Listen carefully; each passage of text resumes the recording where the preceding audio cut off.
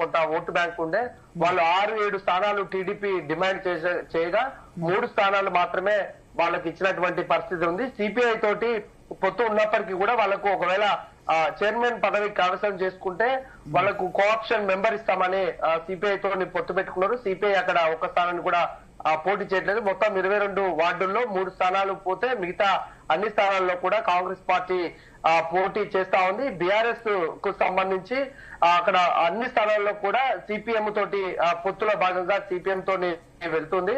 అయితే మధిర మున్సిపాలిటీ ఏర్పడిన తర్వాతకి ప్రస్తుతం తెలంగాణ రాష్ట్రం ఏర్పడిన తర్వాతకి ఇది 3వ మున్సిపాలిటీ ఎన్నిక. 2 మున్సిపాలిటీలను కూడా ఇంతకు ముందు బీఆర్ఎస్ అక్కడ చైర్మన్ గా వ్యవహరించింది. చాలా బట్టి 4 సార్లు కూడా ఈ నియోజకవర్గంలో గెలుస్తూ వస్తున్నప్పటికీ కూడా గత 2 ఎన్నికల్ని చూసుకుంటే మున్సిపాలిటీలో చైర్మన్ గా బీఆర్ఎస్ పార్టీ ఉందని చెప్పుకోవచ్చు. మొదటిసారి ఎన్నికల్లో పోటాపోటీగా వచ్చినటువంటి సమయంలో అప్పుడు ఎమ్మెల్యేగా బట్టి ఉన్నప్పటికీ కూడా అక్కడ బీఆర్ఎస్ గెలుపొందింది, చైర్మన్ కైవసం చేసుకుంది. లాస్ట్ టైం మున్సిపాలిటీ ఎన్నికల్లో కూడా బీఆర్ఎస్ అక్కడ చైర్మన్ గా కైవసం చేసుకున్నటువంటి పరిస్థితి. అయితే ఈసారి ఆ తప్పిదాలు జరగకుండా డిప్యూటీ సీఎం గా బట్టి ఉన్నారు కనుక ఎక్కడ ఆ తప్పిదానికి అవకాశం ఇవ్వకుండా బట్టి విక్రమార్క స్వయంగా ఆయన ఎన్నికల ప్రచారంలో పాల్గొంటున్నారు. అభ్యర్థులు 2 సార్లు కూడా ఆయన మోసం చేసినటువంటి అభ్యర్థులకు ఈసారి ఎవరికి టికెట్ ఇవ్వలేదు. ఆ కుటుంబాలను అన్నిటిని కూడా ఆయన దూరం పెట్టేసి ఎవరైతే గెలవడానికి అవకాశం ఉంటుందో ఆ పేద మధ్యతరగతి వారికి ఎక్కువ కూడా ఈసారి కాంగ్రెస్ అభ్యర్థులుగా ఆయన బరిలో నిలిపారు. మొత్తం ప్రచార పర్వం నుంచి అన్ని ప్రతి ఒక్కటి కూడా ఆయనే చూసుకొని మధురలో పోటీ బీఆర్ఎస్ తోనా పోటీ? ఎస్ సార్, బీఆర్ఎస్ సిపిఎం 2 పార్టీలు కూడా కలిసి పోటీ చేస్తున్నటువంటి నేపథ్యంలో సిపిఐకి ఏమి ఉండదా? సిపిఐకి అక్కడ ఏం పెద్ద ప్రాబ్లం ఉండదా? సిపిఐకి పెద్దగా ఉండదు సార్. కమ్యూనిస్ట్ పార్టీలు ఒకటి సిపిఐ బలంగా ఉన్న చోట సిపిఎం ఉండదు, సిపిఎం బలంగా ఉన్న చోట సిపిఐ ఉండదు కనుక ఇక్కడ సిపిఎం చాలా స్ట్రాంగ్ అని చెప్పుకోవచ్చు. పెద్ద ఎత్తున కూడా సిపిఎం కు ఇక్కడ ఓటు బ్యాంక్ ఉంది కనుక సిపిఐ పెద్దగా లేదు. పొత్తులో భాగంగా వాళ్ళ కోఆప్షన్ మెంబర్ ఇవ్వడానికి మాత్రము ఒప్పందం చేసుకున్నారు సార్. ఓకే, సో పోటీ అక్కడ బీఆర్ఎస్ కాంగ్రెస్ మధ్య ప్రధానంగా ఉంది. ఎడ్జ్ ఎవరికి ఇస్తున్నారు మీరు? వన్ సైడ్ కాంగ్రెస్ ఉంటుందా బట్టి విక్రమార్క? సార్, ఎందుకంటే ఎన్నికల మొదటి నుంచి కూడా ఆయన దగ్గర నుండి చూసుకుంటున్నాం. అభ్యర్థుల ఎంపిక నుంచి ప్రచార సరళికి సంబంధించి అన్ని ఆయన బట్టి విక్రమార్క దగ్గర నుండి చూసుకుంటున్నారు కనుక కాంగ్రెస్ మధిర మున్సిపాలిటీలో జెండా ఎగరవేయడం ఖాయంగా కనిపిస్తా ఉంది. ఎన్ని రావచ్చు? 22 అని చెప్పుకోవచ్చు. 22కి ఎన్ని రావచ్చు? 22లో దాదాపు 22 స్థానాలు సార్. మధిర మున్సిపాలిటీలో మొత్తం 16 నుంచి 17 స్థానాలు కాంగ్రెస్ కైవసం చేసుకుంటుంది. ఓకే ఓకే, సో క్లియర్ గా ఉంది. ఓకే, నెక్స్ట్ సత్తుపల్లిలో తుమ్మల నాగేశ్వరరావు గతంలో ప్రాతినిధ్యం వహించిన నియోజకవర్గం ఇప్పుడు ఇది రిజర్వ్డ్ అయిందనుకోండి కాన్స్టిట్యున్సీ. సత్తుపల్లి మట్టా రాగమయ్య కదా ప్రస్తుత ఎమ్మెల్యే కాంగ్రెస్ పార్టీ నుంచి. ఎస్, సో ఎట్లా ఉంది సత్తుపల్లి పోటీ? Same BRS Congress? Yes sir, BRS Congress పోటీ ఉంది. ఇక్కడ కూడా సేమ్ సిచ్యువేషన్. ఇప్పుడు మధిరాలో కూడా అంతకుముందు 2 సార్లు బీఆర్ఎస్ కైవసం చేసుకుంది చైర్మన్ పీఠాన్ని.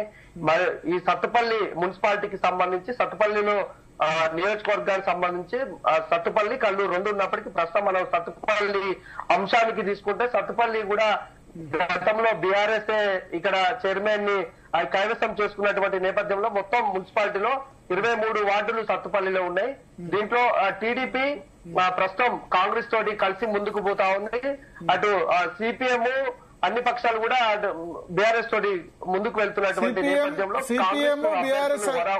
ఒక్క నిమిషం, CPM BRS alliance, Congress TDP alliance అంతేనా? ఓకే, సిపిఐ లేదు ఇక్కడ. సిపిఐ పెద్ద ప్రాబ్లం ఏమి ఉండదు సత్తుపల్లిలో. సిపిఐ పెద్దగా లేదు సార్, సిపిఐ లేదు. టీడీపీ ఎన్ని పోటీ చేస్తుంది సత్తుపల్లిలో? టీడీపీ ఎన్నిట్లో పోటీ చేస్తుంది? టీడీపీ ప్రస్తుతానికి పోటీ ఏం చేయలేదు. అభ్యర్థులు ఎవరు బరిలో లేరు. మొత్తం టీడీపీ పార్టీ అంతా కూడా కాంగ్రెస్ కు సపోర్ట్ చేయాలని నిర్ణయించుకున్నారు. అభ్యర్థుల తరఫున కీలక నేతలంతా కూడా అక్కడ కాంగ్రెస్ వార్డు సభ్యులకు మద్దతు ఎన్నికల బరిలో అయితే వాళ్ళు పూర్తిగా కాంగ్రెస్ కు మద్దతు ఇస్తున్నారు. అయితే సిపిఎం బీఆర్ఎస్ బరిలో ఉన్నప్పటికీ కూడా ఇక్కడ మాజీ ఎమ్మెల్యేగా ఉన్నటువంటి సండ్ర వెంకట వీరయ్య పెద్ద ఎత్తున కూడా ప్రచారం చేస్తున్నారు. బీఆర్ఎస్ అభ్యర్థులకు సంబంధించి గెలుపు కోసం తీవ్రంగా ప్రయత్నం చేస్తున్నారని చెప్పుకోవచ్చు. ఎందుకంటే గతంలో బీఆర్ఎస్ చైర్మన్ ని కైవసం చేసుకున్నటువంటి నేపథ్యంలో కొంత పట్టు సాధించాలి. ఇక్కడ ఉన్నప్పటికీ కూడా బీఆర్ఎస్ కొంత ఎన్ని కౌన్సిలర్ స్థానాలు సత్తుపల్లిలో 23. ఓకే, 23 ఉన్నాయి. 23 వార్డులు ఉన్నాయి సార్. ఇక్కడ 23లో ఎవరికి ఎన్ని రావచ్చు?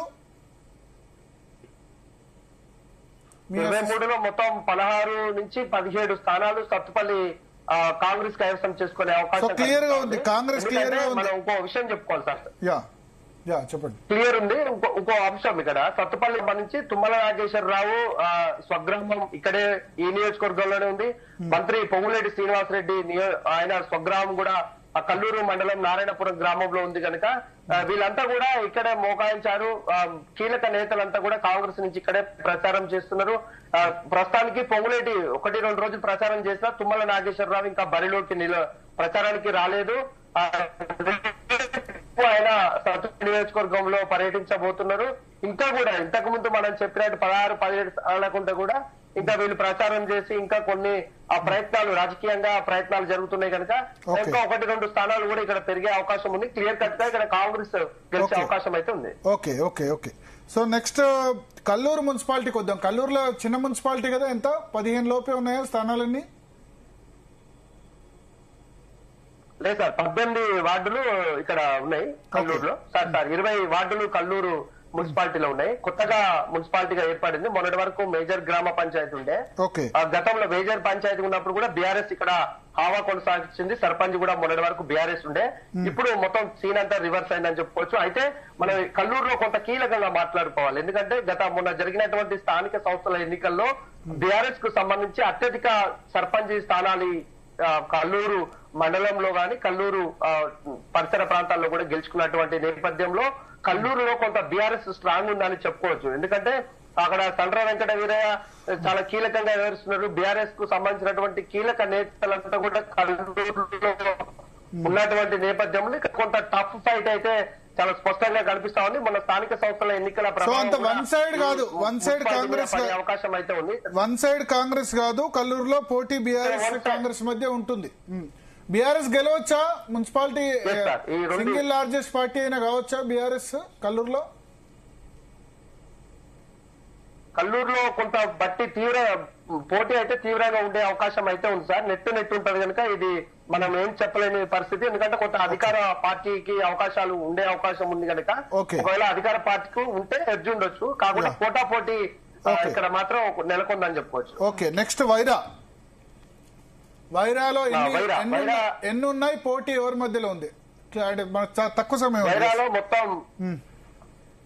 వైరాలో మొత్తం 20 వార్డులు ఉండగా ఇక్కడ చాలా కీలకంగా ఇది బీఆర్ఎస్ ని చాలా ప్రతిష్టాత్మకంగా కూడా తీసుకుందని చెప్పుకోవచ్చు. ఎందుకంటే గతంలో కూడా ఈ మున్సిపాలిటీ కూడా గతంలో బీఆర్ఎస్ గెలిచినటువంటి పరిస్థితే. ఖమ్మానికి కాంగ్రెస్ జిల్లా కంచుకోట అన్నప్పటికీ కూడా ఇంతకు ముందు మనం చెప్పినట్టు అన్ని కూడా బీఆర్ఎస్ కైవసం చేసుకున్నటువంటి మున్సిపాలిటీలు ఇవన్నీ కూడా. జెడ్పీ పీఠాన్ని కూడా గతంలో బీఆర్ఎస్ కైవసం చేసుకున్నప్పటికీ వైరా మున్సిపాలిటీ కూడా గతంలో బీఆర్ఎస్ గెలిచింది. మొత్తం 20 వార్డులు ఉండగా ఇక్కడ బీఆర్ఎస్ 18 స్థానాల్లో బరిలో నిలిచింది. సిపిఎం తోటి బీఆర్ఎస్ పొత్తున్నటువంటి నేపథ్యంలో 2 స్థానాల్లో కూడా సిపిఎం అభ్యర్థులు బరిలో ఉన్నారు. కాంగ్రెస్ 18 స్థానాల్లో పోటీ చేస్తుండగా సిపిఐ 1 ఇండిపెండెంట్ అభ్యర్థికి కాంగ్రెస్ మద్దతు తెలుపుతున్నటువంటి నేపథ్యంలో ఇక్కడ సిపిఐ తోటి పొత్తుంది కాంగ్రెస్. అందులో భాగంగా ఇక్కడ ఈ మధిర మున్సిపాలిటీకి సంబంధించి అటు బట్టి విక్రమార్క గాని పొంగులేటి శ్రీనివాసరెడ్డి వర్గీయులకు సంబంధించి జనరల్ ఉమెన్ అయినటువంటి క్రమంలో ఇరు మంత్రులకు సంబంధించినటువంటి అనుచరులను ఇక్కడ వార్డు సభ్యులుగా నామినేషన్ వేసి ఎన్నికల బరిలో నిలిచారు కనుక చైర్ ఉమెన్ కోసం అటు బట్టి విక్రమార్క పొంగులేటి చాలా టఫ్ ఫైట్ లో ఈ చైర్మన్ పదవి నడుస్తుంది. అందుకే వైరాలో క్లియర్ గా కాంగ్రెస్ పార్టీ ఉంది. క్లియర్ గా లేకపోవచ్చు సార్. ఎందుకంటే బీఆర్ఎస్ కు ఇక్కడ చాలా ప్రతిష్టాత్మకంగా తీసుకొని మాజీ మంత్రి పువ్వాడ అజయ్ కుమార్ ఈ నియోజకవర్గానికి ఇన్ఛార్జ్ ఇచ్చారు. అట్లాగే ఎమ్మెల్సీ తాత మధు కూడా ఇక దీన్ని చాలా ప్రతిష్టాత్మకంగా తీసుకున్నారు. గతంలో మాజీ ఎమ్మెల్యేగా బీఆర్ఎస్ గా ఉన్నటువంటి మదల్లాను అనారోగ్యంతో చనిపోయినటువంటి క్రమంలో కొంత బీఆర్ఎస్ కు సానుకూలంగా ఉందన్న ఉద్దేశంతో కీలక నేతలంతా కూడా వైరాలో మోహరించారు. బీఆర్ఎస్ తరఫున ప్రచారం చేస్తారు. కాంగ్రెస్ లో ఉన్నటువంటి కొన్ని లుకలుకలను క్యాచ్ చేసుకొని వీళ్ళంతా ఆ ప్రచార పర్వంలో దూసుకుపోతున్నటువంటి క్రమంలో బట్టి విక్రమార్క స్వస్థలం నాకు తెలిసి వైరా బట్టి విక్రమార్క స్వస్థలం స్నానాల లక్ష్మీపురం అంతేనా? లక్ష్మీపురం ఎస్ అవును సార్, లక్ష్మీపురం స్థానాలు లక్ష్మీపురం ఆయన సొంత ఆయన మధుర నియోజకవర్గం అయినప్పటికీ కూడా వైరా నియోజకవర్గంలో ఆయన స్వగ్రామం ఉంది కనుక ఆయన చాలా ప్రతిష్టాత్మకంగా నిర్ణయం తీసుకున్నారు. ఆయన అనుచరులకు సంబంధించి ఒక ఉమెన్ గా జనరల్ అయినటువంటి నేపథ్యంలో ఆమెను బరిలో నిలిపారు. మరోపక్క పొంగులేటి శ్రీనివాసరెడ్డి కూడా మొదటి నుంచి వైరా నియోజకవర్గంలో పట్టున్నటువంటి క్రమంలో ఆయన అనుచరురాలని కూడా వార్డు సభ్యురాలుగా వేసి చైర్మన్ లో పోటీ కోసం ఉన్నారని చెప్పుకోవచ్చు. ఓకే ఓకే కాంగ్రెస్ తో కొన్ని అటు ఎమ్మెల్యేకు సంబంధించి ఇటీవల కాలంలో మనం ఎక్స్క్లూజివ్ వార్త కూడా అక్కడ ఇచ్చాము. ఎమ్మెల్యే ప్రమేయం లేకుండానే వార్డు సభ్యులకు సంబంధించి అటు బట్టి గాని పొంగులేటి గాని ఇద్దరు అనుచరులకు ఇచ్చారు. మధ్యలో ఎమ్మెల్యే నలిగిపోతున్నారు. ఆయనకు సంబంధించినటువంటి వ్యక్తులకు అక్కడ ఎలాంటి వార్డు సభ్యులుగా లేరు. అందుకనే ఎమ్మెల్యే కొంత ఇబ్బంది పడతాడు. అటు పొంగులేటి బట్టికి సంబంధించిన వాళ్ళు మాత్రమే బరిలో ఉన్నటువంటి నేపథ్యంలో కాంగ్రెస్ లో సీనియర్లంతా కూడా చాలా గుర్రుగా ఉన్నారు. ఇక్కడ రెబల్స్ బెడద కూడా కాంగ్రెస్ ను వేధిస్తా ఉంది. ఇవన్నిటిని కూడా బీఆర్ఎస్ అందుకనే హోరా ఇక్కడ